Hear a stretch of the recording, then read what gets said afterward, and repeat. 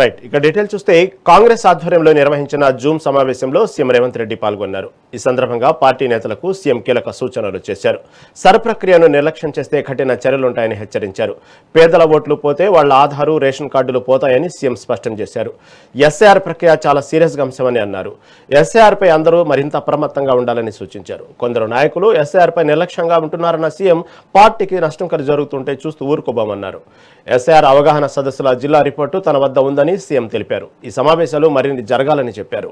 ఎస్ఐఆర్పై incharge మంత్రులు బాధ్యతాయుతంగా వ్యవహరించాలన్నారు. సరిగా వ్యవహరించకపోతే పేదలకు అన్యాయం జరుగుతుందన్నారు. పేదల ఓట్లు పోతే వాళ్ళ ఆధార్ కార్డులు, రేషన్ కార్డులు పోతుందని తెలిపారు. పార్టీ ఆదేశాలను ఎవరైనా పాటించాల్సిందేనని స్పష్టం చేసిన సీఎం ఎస్ఐఆర్పై పార్టీ ఆదేశాలను పట్టించుకొని వారి స్థానంలో మరొక ఇన్ఛార్జిని నియమిస్తామన్నారు.